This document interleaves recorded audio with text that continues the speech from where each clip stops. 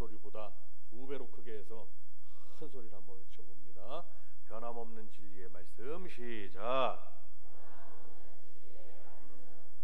변함이 없다는 것, 이것은 이 변함이 없는 진리의 말씀은 바로 태초부터 영원까지 변치 않는 하나님이 주신 법칙이고 또 규정이고 또 말씀 안의 본질이고 진리라는 것을 알아야 됩니다. 이 진리는 만고의 불변입니다. 변하지 않아요. 변하는 것은 진리가 아닙니다. 세상 것은 다 변합니다. 그러나 하나님의 말씀은 변하지 않는 거예요. 풀은 마르고 꽃은 떨어지나 하나님의 말씀은 세세토록 있도다 라고 말씀하셨어요. 그러면 이 변하지 않는 하나님의 말씀, 이 진리는 우리가 선택하는 것이 아닙니다. 하나님께서 우리에게 주신, 우리로 영생을 얻게 하고 그리고 이 땅에서 복을 누리게 하시기 위해서 주시는 필수적인 생명의 메시지인 것입니다. 그래서 하나님이 주시는 이 말씀은 계명이라고 했고, 이 계명의 말씀을 반드시 지켜 행할 때 복을 누리는 것을 알 수가 있습니다. 자, 6절을 다시 한번 읽겠습니다. 6절 시작. 나를 사랑하고 내 계명을 지키는 자에게는 은혜를 베푸느니라. 아멘. 이 말씀을 잘 기억하셔야 됩니다. 이것을 설명을 드려보면 하나님의 복은 천대까지 이르게 되는 것이고, 그리고 하나님의 복이 멈춰있다 그 가정에, 그러면 다 모두 마찬가지입니다. 3, 4대에 이르러 하나님이 심판하신다고 그랬어요. 그러면 그 3, 4대를 한번 보세요. 예전부터 지금까지 사람들이 살아있다, 가족관계를 이루고 살아있다 그러면은 보통 3, 4대를 이루어서 살고 있습니다. 할아버지, 아버지, 아들, 손자. 그렇죠? 증조 때까지는 5대까지는 그렇게까지, 손자로부터 5대까지는 흔치 않습니다. 4대가 계속, 3대나 4대가 계속해서 살고 있어요.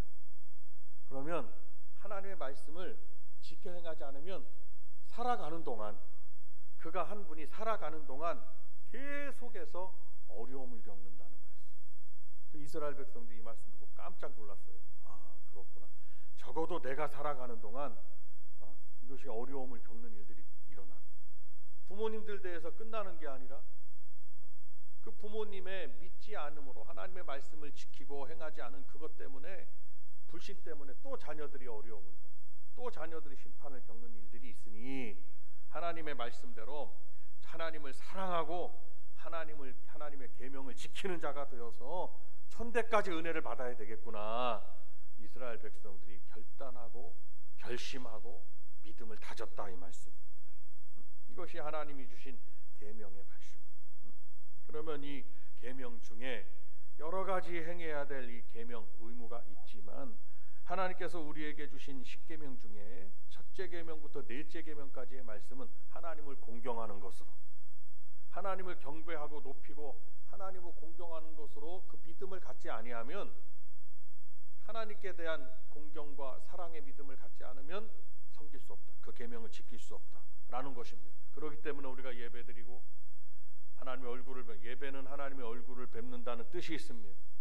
주일날마다 얼굴을 뵈러 오는 거예요. 누가 복을 받느냐? 이스라엘 백성들은 그걸 너무 잘 알았어요. 나와 내 자손들이 복을 받으리라. 그러니까 너무 잘 알았어요. 하나님을 잘 섬겨야 되겠구나. 그래서 하나님 앞에 제사를 드리는 제사 민족이 되었고, 성막 중심의 삶을 사는 교회 중심의 사람이 되었고, 백성들이 된 거예요. 그리고 율법을 지켜 행하는 율법 중심의 그러한 족속들이 된 것입니다. 그런데 신기하게도 말씀은 말씀으로 끝나는 것이 아니라 하나님은 그 백성들에게 지금까지도 복을 내려주시는 것을 알 수가 있습니다. 그런데 하나님께서는 복만 내려주시느냐? 지키지 않았을 때, 하나님으로부터 마음이 떠났을 때, 그 계명을 지키지 않을 때는 가차없이 하나님이 심판하시는 것을 알 수가 있어요. 그 하나님의 심판은 뭐였느냐? 전쟁이 나게 했습니다.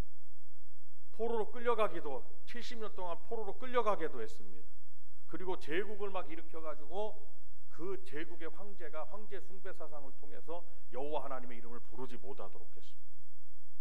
고통을 당하고, 그것이 초대교회의 일이었고 바벨론 포로 제국의 일이었고 이스라엘 나라가 나뉘어 가지고 아수르 제국에 의해서 심판을 당할 때였습니다. 하나님은 막 부글부글 끓는 가마를 막 끓인다고 그래요. 물을 끓인다고 그랬어요. 부글부글 막 끓인다 이거예요. 그래가지고 어떻게 하느냐, 그 끓는 가마를 남방에다 쏟아 붓는다고 말씀하셨습니다. 그 끓는 가마는 바벨론 제국을 말씀하셨고 남방에 있는 족속은 이스라엘 백성들이라고 그랬습니다. 참 무서운 말씀이죠.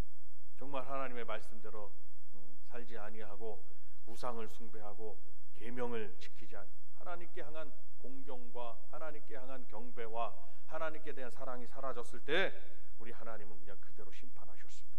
이스라엘 백성들을 얼른 돌이켜서 살려달라고 그랬고 하나님만을 섬긴다고 그랬고, 또 어떤 왕은 오직 주님만 바라본다고 그랬고, 심판과 어려운 상황이, 국가가 절체절명의 상황이 이르렀을 때, 절체절명의 상황이 이르렀을 때 어떻게 했습니까?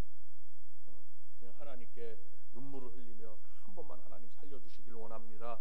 여태까지 하나님을 섬겼던 나의 믿음의 행위를 생각해 주시기를 원합니다 하면서 자기의 믿음을 들고 나갔습니다. 우리도 어려움을 만났을 때 뭘 들고 나가야 되느냐? 하나님께 향한 믿음을 들고 나가야 되십니다. 그래 하나님께서 역사하신다 이 말씀입니다. 이 나라는 어찌 보면 절체절명의 위기의 상황일 수가 있습니다. 지금 각 우리나라를 제외한 각 나라들은 소요와 전쟁이 일어나고 있습니다.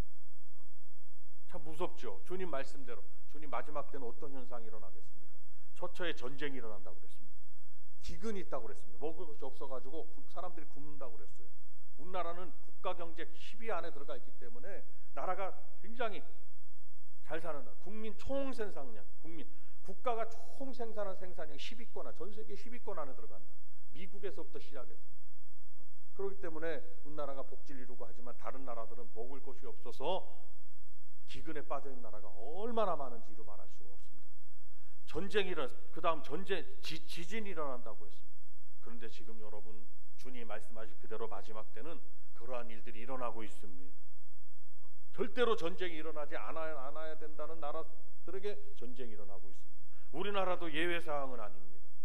여러분들이 아무리 이 땅에서 아파트를 사놓는다, 무슨 뭐를 이루어놓는다, 땅을 사서 집을 져놓는다 해 보십시오. 여기서 대한민국에 사는 한 북한과 우리나라는 전쟁을 하면 둘 다 승자가 없는 전쟁을 합니다. 우리나라는 70년 동안 이루었던 모든 경제 발전의 상황을 완전히 50년 전으로 되돌려 놓게 됩니다. 다 북한의 무기에 의해서. 북한은 경제 발전이 없기 때문에 부서질 게 없어요. 근데 북한은 뭐가 무너지느냐? 그들이 70년 동안 이루었던 주체 사상, 공산주의, 자기들 북한 공산주의가 체제가 무너지게 돼 있어요.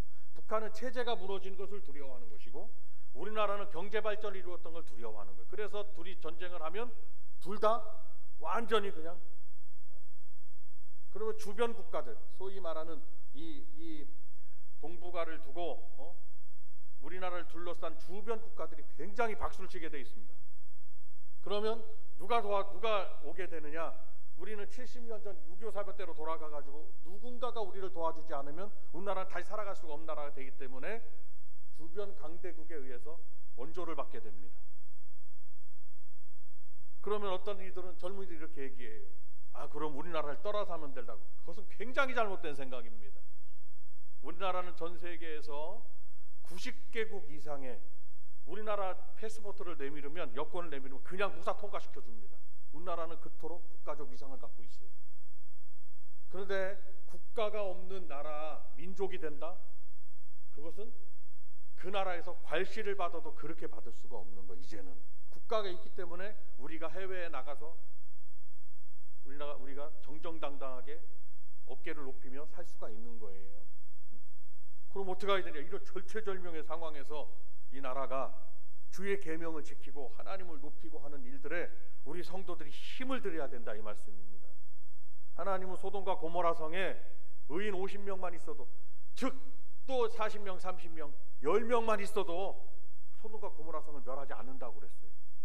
그런 마지막 때에 믿음 생활을 성도들이 교회에서 잘 하시다가 믿음이 뒤로 물러가서 침륜에 빠져가지고 뒤로 물러가서 신앙생활을 잘 못하면 그대로 모두가 다 공멸하는 역사가 일어난다는 것입니다. 이북은 모든 미사일과 포탄을 어디로 향하고 있냐? 남쪽으로 향하고 있습니다. 뭐 남쪽도 마찬가지겠죠. 버튼 한 번만 누르면은 그냥 순식간에 그냥 다 모든 것이 초토화되게 되어 있습니다. 광주, 여러분 미사일 나라 광주는 제1전투비행단이 있습니다. 광주 제1전투비행단 날마다 전투기 떠다니잖아요. 이것이 우리나라 전투조종사들의 세 번째, 첫 번째 사천에서 배웁니다. 뭐 대구에 어디서 합니다. 그리고 조종사를 마지막으로 전투기 태우기 전에 양육하는 것이 이 전투비행단입니다. 여기 북한에서 미사일 쏘면 광주 1전투비행 여기부터 쏜다는 거예요. 쏴가지고 항공기 조종사를 못하게 한다는 거예요. 안전한 곳이 없습니다. 그러면 여러분이 하루하루 평안한 것 때문에 안심하거나 영적으로 괜찮겠지가 아닙니다. 날마다 경성하셔야 된다. 깨어 있으셔야 된다. 한번 다 같이 따라합니다. 우리가 오늘 날마다 깨어 있어야 됩니다. 시작. 옆에 분에게 말씀해 주세요. 신앙으로 깨어 있으라는 게 날마다 믿음으로 깨어 있어야 된다고 말씀해 주세요. 시작. 깨어 있지 않으면 안 됩니다. 여러분들이 지금 학생들 공부 열심히 하죠. 직장 생활 때문에 합니다. 취업 전쟁이라고 그럽니다. 대기업에 사람을 뽑질 않아요. 학생들은 막 사람들 넘쳐나 어려우니까 위에서 자리가 나는데 뽑질 않아요. 취업 전쟁 말도 못합니다. 우리나라 선진국형으로 가고 있는 거죠. 경쟁사 다 소용없는 겁니다. 하나님께 지켜주시지 않으면. 극단적인 것 같지만 이거는 현실입니다. 뭘 말씀드리냐면 이 상황 속에서, 이런 상황 속에서 버튼 하나만 누르면 다 우리가 세워놨던 모든 게 다 무너지는 상황에서 뭐 때문에 우리가 서야 안전이 보장되느냐? 우리는 국가의 무슨 무기나 아니면 K 방산건 우리나라 방산업 얼마나 또 무기를 잘 만든지 이를 다 부질럼지십니다. 하나님께서 지켜주시지 않으면 파수꾼의 경성함이 허사다 이 말씀입니다. 파수꾼 누가 지금 저기 전쟁 적군이 쳐들어온지 파수꾼이 밤새도록 지키고 있는 거예요. 밤새 파수꾼이 밤새 지키고 있어도 파수꾼이 경성했다, 깨어 있다는 걸 말합니다.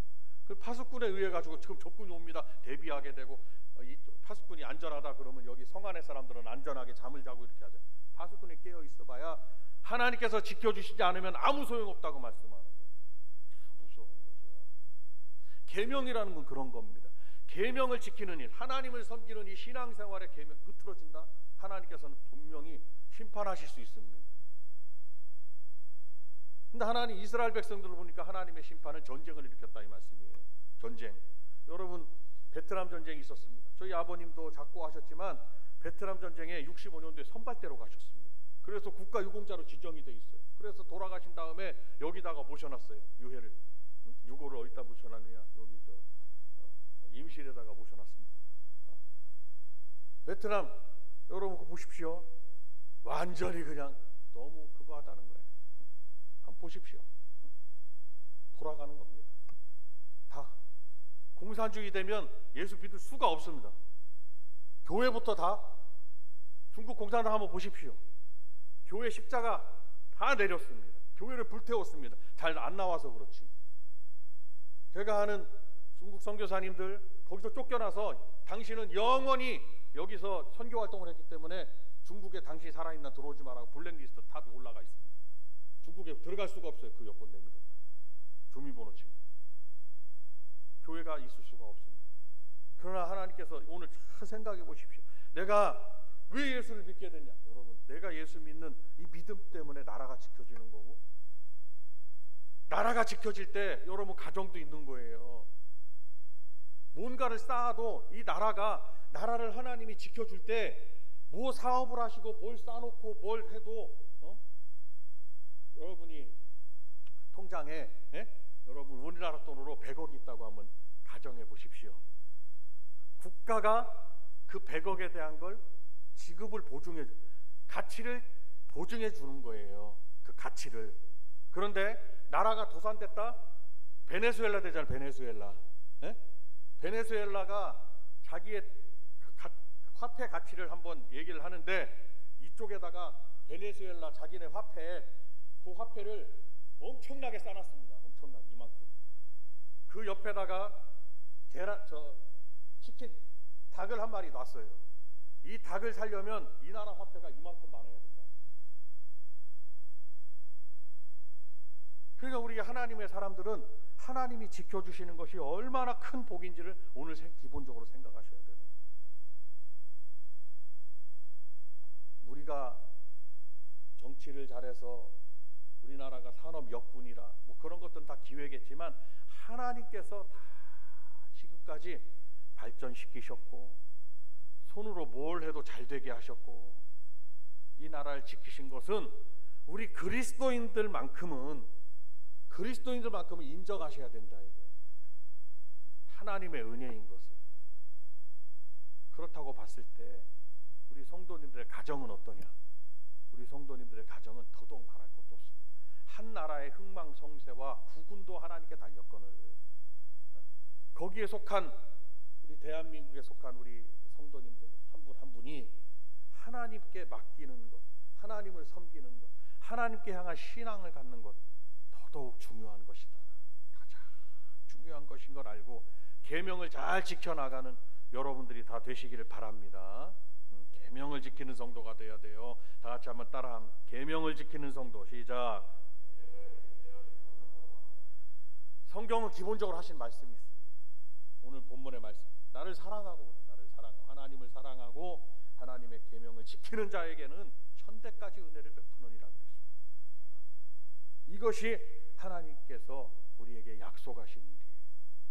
예수 믿은 걸 후회하거나 내가 왜 교회를 다녀야 되나, 여러분 잘못된 겁니다. 그건 말씀을 모르는 겁니다. 내가 예수 믿은 일이 가장 잘하는 일이라고 자기 스스로를 칭찬할 수 있어야 되고, 내가 예수 믿고 있는 일이 가장 잘하는 지금 내 생애에 가장 잘하는 일이라고 여러분 자부하실 수 있어야 된다. 하나님의 이 나라도 우리 성도님들 가정의 삶도 하나님의 도움의 손길이 붙들고 있으니까, 하나님 붙들고 있으니까 살아갈 수 있는 것이다. 기본적으로 그 오늘 말씀을 빌어서 그 말씀을 알고 신앙생활을 하는 여러분들이 되시기를 바랍니다. 하나님을 섬기고. 그리고 그 다음에는 두 번째입니다. 두 번째, 오늘 특별히 어버이 주일, 어버이 우리 주일은 물론 주님의 날이지만 오늘은 부모님들의 계명이니까 그래요. 계명, 지금 계명, 어버이들을 기념하는 기념주일이다라고 볼 때 부모님들을 위해서 세 가지를 하셔야 된다. 이것이 변함없는 하나님의 진리의 말씀입니다. 첫 번째, 부모를 공경해야 됩니다. 부모는 이유 여하 말할 것도 없이 이유 없이 부모님을 공경해야 된다. 네 부모를 공경하라. 그리하면 네 하나님 여호와가 내게 준 땅에서 내 생명이 길리라 라고 출애굽기 12장에 말씀하셨습니다.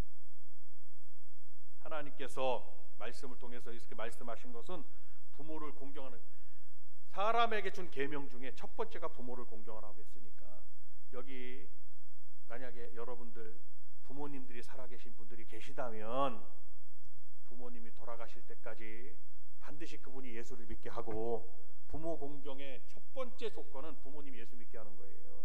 부모님은 지옥 가게 돼버려도 안 되는 거예요. 내가 잘 해드리고 맛있는 것도 사드리고 용돈도 사드리고, 그리고 내가 교회 하나님의 크리스찬 기독교인으로서 그리스도인으로서 부모님을 잘 섬기는 것은 좋은 모습을 부모님들에게 보여드려서, 참 예수 믿는 우리 딸은 우리 아들은 뭐 다르다 이걸 보여드리고, 돌아가시기 전에 나도 예수 믿으리라, 예수 천당하고 돌아가실 수 있도록 여러분들이 만드셔야 되는 거예요. 그것이 부모 공경 사랑의 첫 번째, 부모님을 하나님 나라에 들어가시도록 만드는 일이 부모 공경의 첫 번째 일입니다. 그러기 위해서 좋은 것을 해드리고 부모님을 공경하는 마음을 가지셔서, 그 결국 그 복은 누구에게 돌아오느냐? 나에게로 들어온다. 공경한다는 말은 높이 받든다라는 뜻을 가지고 있습니다. 높이 받든, 부모님을 받들어야 돼. 그리고 존경한다라는 말씀이 담겨 있습니다. 존경해, 부모님은 나를 낳으셨기 때문에 기본적으로 부모님을 잘 해드려야 되는 거예요. 존경하고 부모님을 높이 받들어야 되는 거예요. 부모님들이 때로는 속상한 말씀을 하셔도 나 잘 되라고 하는 소리겠지라고 받아들이시는 것이 옳습니다. 아멘인가요? 지금 부모님들은 아멘 그러는데 자녀들은 아멘을 안 하는 것 같은데, 한번 다시 한 말씀 드리겠습니다. 부모님들이 좀 섭섭하게 말씀하셔도 자녀분들이요, 나를 생각하는 말이고 나가 잘 되라고 하는 말씀이겠지라고 받아들이시기를 바랍니다. 첫째 법칙이 부모를 공경하라는 겁니다. 나머지 무슨 어떤 그런 간음하지 말라, 뭐 탐내지 말라, 도둑질하지 말라, 이 모든 계명이 하나님 주신 계명이라고 볼 때도 으뜸가는 것이 부모를 공경하는, 이것은 윤리와 도덕 아니겠습니까? 그런데 이 윤리와 도덕은 부모 공경에서부터 출발하는 것이, 부모를 공경하지도 않고 부모를 사랑하지도 않고 부모를 높이지 않는 사람 어떻게 남을 대접할 수 있겠느냐라는 것을 성경에서는 딱 집어서 말씀해 주시는 것입니다. 아무리 다른 것을 잘 이행했다 하더라도 부모를 거역하면 하나님이 자연에게 주신, 우리 모든 사람들에게 주신 최고의 법칙을 범하는 죄를 짓는 것이 아니겠느냐라고 말씀하고 있는 것입니다. 그래서 레위기서 19장에도 셋머리 앞에서 일어나라, 머리가 셌어요. 그리고 백발이시잖아요. 백발이면 이제 늙으신 분들, 연로하신 분들 앞에서는 내가 일어나라, 자리에 앉아 있다가 일어나라. 성경은 그렇게 말씀하는 거예요. 참 신기하죠. 성경 말씀은 참, 이스라엘의 이 말씀의 정서는 우리나라랑 너무 비슷한 것 같아요. 누가 오시잖아요. 그럼 자리에서 일어나야죠. 일어나서 그것은 그분의 공경에 대한, 존경에 대한, 그분을 높이는 데에 대한 나의 어떠한 겸허한 자세라는 것입니다. 성경도 말씀하는 셋머리 앞에서 일어나라, 노인의 얼굴을 공경하라, 그리고 내 하나님을 경외하라, 나는 여호와니라, 이렇게 말씀하셨습니다. 그러니까 이 말씀은 무슨 말씀이에요? 어른들을 공경, 즉 부모님을 공경하는 모습 속에 하나님 공경에 하나님을 높이는 그러한 모습이 있지 않느냐라는 것을 말씀하는 거예요. 부모를 공경하는 것은 여러분 효입니다. 이 효는 동서고금을 막론하고 아름답게 평가를 받는 거예요. 효도자가 어떤 겁니까? 노인을 아들이 업고 있는 거죠. 자녀들이 노인을 업고 있는 글자가 효도자입니다. 부모님이 돌아가실 때까지 부모님을 모셔드리고 좋은 음식을 드리고, 돌아가시면 아무리 좋은 음식을 사드리고 싶어도 잡수실 수가 없다는 거죠. 살아계실 때 잘하고. 효원이 알겠죠? 효원이가 맨 앞에 있으니까 엄마 효도하고, 그래야 효원이가 나중에 시집가면, 아기를 낳으면 아기가 또 효원이를, 엄마를, 부모를 공경한다. 부모 공경, 하나님의 말씀의 계명은 대대로 천대까지 이르게 되는 것입니다. 어린 아기가 자기가 스스로 크지 못합니다. 그냥 내버려도 뭐 크나요? 그렇지 않습니다. 부모의 애정과 손길로 자라. 부모도 마찬가지입니다. 부모님들은 자녀들을 막대하면 하나님의 말씀에 어긋나는 겁니다. 하나님의 복을 기대를 마셔야 돼요. 자녀들이 소망이 되고 미래가 되고 가정을 일으킬 수 있는 하나님이 주신 선물인데, 자녀를 잘못 키운다, 말씀으로 양육을 안 하고 믿음으로 양육을 안 한다, 미래가 없는 겁니다. 그 가정은. 자녀들이 믿음으로 자랄 때 그 가정이 믿음이 있는 거죠. 부모의 포지션이 있으면 자녀의 포지션이 있고 부모의 역할이 있다는 것입니다. 어린 아기가 부모님의 애정과 손길로 막 자랍니다. 그렇듯이 늙으신 부모님들은 자녀들이 받들어야 하고 붙잡아 드려야 되고 자주 찾아뵈야 되고, 그리고 할 수 있는 한 장수하시리라라는 그러한 격려도 드리고 용기도 드리는 여러분들이 되시기를 바랍니다. 이것은 착한 마음입니다. 이런 착한 마음과 행실이 우리 온 성도님들, 자녀분들에게 있다면 하나님께서 주신 제일 가는 법칙에 참으로 마땅한 자가 되는 겁니다. 부모님의 눈에서 눈물을 흘리게 하면 안 됩니다. 자녀분들이요, 눈물을 흘리게 하려면 기쁨의 눈물을 흘리게 하시기를 바랍니다. 그것이 내가 잘 되는 비결이에요. 그럴 때 하나님께서 우리 자녀분들을 기뻐하시고 삶에 빛이 나는 역사가 있게 될 줄로 믿습니다. 두 번째로는 부모님께 순종해야 됩니다. 한번 따라합니다. 부모님께 순종해야 됩니다. 시작. 순종이라는 순종이라는 말씀은 행동으로 실천하는 것을 말하는 겁니다. 부모님의 마음을 이해해야 되고 부모님의 뜻을 따라주는 것을 의미합니다. 어디 안에서? 주 안에서 박수 한 번 하면서 한번 크게 외쳐봅니다. 주 안에서. 시작. 주 안에서 순종하라는 말씀이 자녀들아 주 안에서 부모님께 순종하라는 것입니다. 그러니까 만약에 그것은 굉장한 의미가 담겨 있습니다. 주님 안에서를 말하는 겁니다. 이 말씀은 복음에 반한 신앙의 절개에 반한 순종은 그것은 순종이 아니라는 겁니다. 그것은 우리 성도들은요 신앙의 절개에 반한 어떠한 그 다른 것에도 그것은 그 믿음을 뜻을 굽히면 안 되는 거예요. 그거는 국법이라도 그것은 신앙의 절개다. 그건 목숨을 걸어야 되는 그거는. 그러나 자유민주주의는 그렇지 않지요. 북한은 어떻게 됩니까? 신앙의 절개에 저돌적으로 그거 막아놨습니다. 못 믿게 하는 거죠. 그래서 이북의 많은 성도들이 목숨을 잃어가고 지금도 지하 저 교회에서 예배드리다가 붙잡혀서 노동 교화형에 처해지거나 아니면은 그냥 뭐 총살을 당하거나 막 이렇게 당하고 있다. 북한이 현실입니다. 지금 여기서 지금 항공기 비행기 타고 한 30분만 가면 북한 땅 아니겠습니까? 여기서 광주에 떠나서 거기 가면 곧 북한 땅이에요. 한 시간만 올라가면 거기서 지금 그런 일들이 믿음의 절개를 지키고 목숨을 잃어가는 성도들이 얼마나 많은지 모른다는 거예요. 그래서 우리는 너무 감사한 것이 이런 신앙의 자유 속에서 말씀을 지키고 듣고 예배드리고 있으니 이 또한 어찌 보면 우리가 감사할 조건이 아니냐라는 것을 생각해 보는 것입니다. 우리가 부모님께 공경합니다, 사랑합니다 말씀도 드려야 되지만 부모님을 돌보는 것 그리고 행동으로 실천하는 것 이것이 부모님께 순종하는 일이라는 것입니다. 부모님 우리를 사랑해 주시고 베풀어 주신 것을 그래서 진자리 마른 자리 다 갈아뉘시며 노래도 있잖아요. 어버이날 노래도 있습니다.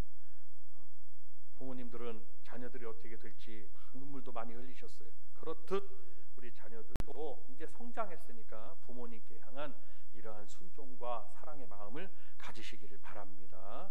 항상 아쉬움과 미련 속에 사는 것이 우리 성도들 우리의 삶의 미완성의 삶입니다. 얼마나 아쉬운지 몰라요. 그래서 부모님을 살아계실 때 잘 섬기지 못한 것, 또 가까이 해드리지 못한 것, 더 잘해주지 못한 것, 잘 못해드린 것들이 부모님 돌아가신 영정 앞에서 많이 생각나더라는 것입니다.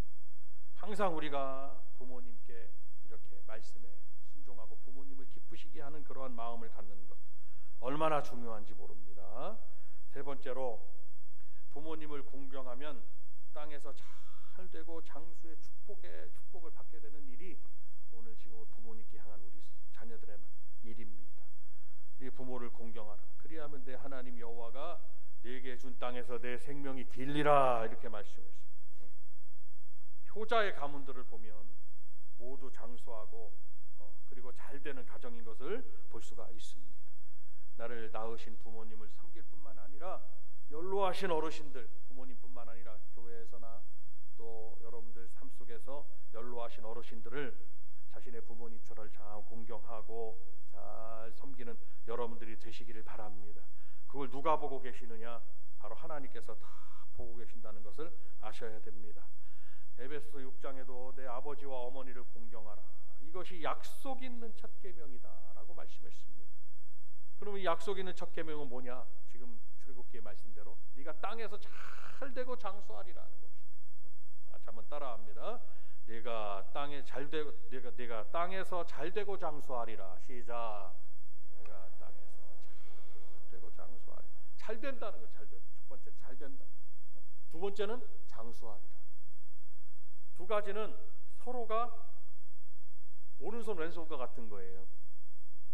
잘 되긴 하는데 단명하면 그것도 복이 아닌 거죠. 장수는 하긴 하는데 하는 일마다 안 되면 그것도 복이 아닌 거예요. 그러니까 성경은 너무 잘 하시는 거예요. 잘 되는 것과 장수하는 것을 오른손 왼손으로 생각하시는 거예요. 아멘입니까? 그러니까 오늘 이 말씀을 잘 되게 해준다 이 뜻을 한번 살펴보니까 어떤 뜻을 갖고 있느냐? 하나님께서 잘 되게 해준다 이 말씀 속에 장수는 여러분들이 뭐 잘 아실 것이고 건강하게 오래 사신다는 겁니다. 우리가 넘어질 때마다 일으켜 주신다. 뭘 해서 넘어졌어요. 그럼 하나님이 일으켜 주시는 것이 잘 되는 거 아니에요. 두 번째, 내가 약해졌습니다. 약해질 때 하나님이 새 힘을 주신다. 그래서 잘 되게 하신다. 때로는 내가 병이 찾아왔어요. 병 들었을 때 하나님께서 치유해 주신다, 잘되게 하신다는 뜻이 담겨 있다. 마지막으로 앞이 깜깜해, 아무것도 보이지 않는 거예요. 앞이 깜깜할 때 빛을 비춰주셔서 인도하시는 하나님, 그 하나님이 잘되게 하신다는 하나님 말씀 속에 있는 것입니다. 성도 여러분, 하나님이 잘되게 해주시는 역사가 우리 자녀들에게 있게 될 줄로 믿습니다. 이것은 곧 부모 공경 사랑의 그러한 우리 자녀들의 행함에서 하나님이 약속하신 일입니다. 너는 내 하나님 여호와께서 명령한 대로 내 부모를 공경하라. 그리하면 내 하나님 여호와가 내게 준 땅에서 내 생명이 길고 복을 누리리라. 신명기 5장에 또 말씀합니다. 하나님께서는 우리의 생명이 길고 복을 누리면서 살아가기를 바라고 계십니다. 그래서 부모님을 공경하고 순종하는 것, 변함없는 이 진리의 말씀대로 살게 되는 것, 우리 성도님들이 해야 될 일입니다. 반드시 땅에서 잘되고 장수하는 복이 있을 줄로 믿습니다. 성도 여러분, 우리는 오늘 말씀대로 부모를 공경해야 됩니다. 부모님께 순종해야 됩니다. 주 안에서. 그리고 또 우리 부모님을 잘 돌봐드리고 우리 부모님을 잘 돌아가시는 그날까지 잘 붙들어 드려야 됩니다. 잘 돌봐드려야 됩니다. 땅에서 내가 잘되고 장수하는 이 비결을 알았으니 이 은혜로운 비결로 우리 성도님들 가정에도 대대로, 이제 가정의 달은 5월은 가정의 달이라고 그러는데 이 5월의 가정의 달에 우리 복된 교회 성도님들 가정에 부모님들과 그리고 사랑하는 자녀들의 삶에 이와 같은 큰 잘되고 장수하는 역사, 모든 가정에 임하는 큰 은혜가 있으시기를 주님의 이름으로 축원을 드립니다. 우리 다